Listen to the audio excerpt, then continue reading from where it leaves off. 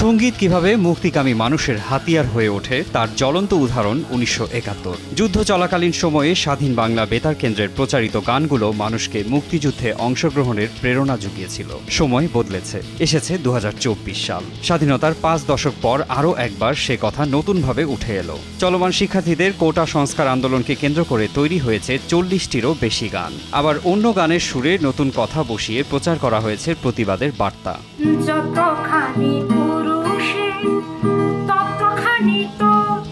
শুরু থেকেই রাজপথে আওয়াজ তুলে যাচ্ছেন কণ্ঠশিল্পী ফারজানা ওয়াহিদ শায়ান, যিনি বহু বছর ধরে গানে গানে অন্যায় অবিচারের বিরুদ্ধে প্রতিবাদ করে আসছেন। শহীদ আবু সাইদ ও ফায়াজদের নিয়ে গাওয়া তার নতুন গানটি শুনে অনেকেই আবেগাপ্লুত হয়ে পড়েছেন। তার পুরনো গানগুলোও যেন প্রাণ ফিরে পেয়েছে নতুনভাবে। তুমি ভুলে যাও আবু সাইদের বিশ্বাসে ভরা বুকটাকে, জাতি ভুলে যা কালো রাত আর স্মরণ করো রেলটাকে।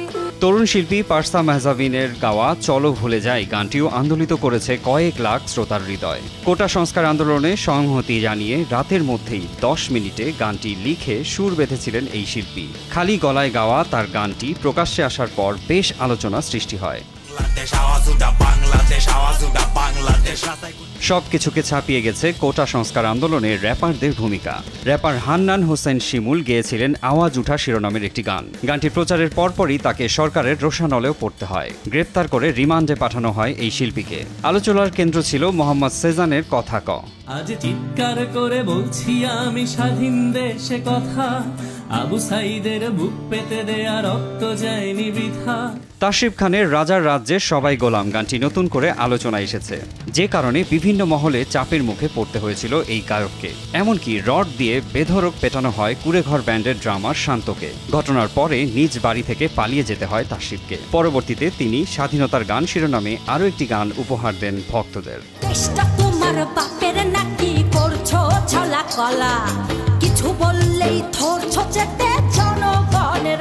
তাছাড়া আন্দোলনের সময় প্যারোডি করে বিভিন্ন গান ছড়িয়ে পড়েছে ফেসবুক ও ইউটিউবে। ও দেশবাসী, দেশটা তোমার বাপের নাকি, করছো ছলা কলা, সেই রকমেরই দুটি গান। গানগুলো এখন প্রতিবাদের অস্ত্র হয়ে দাঁড়িয়েছে।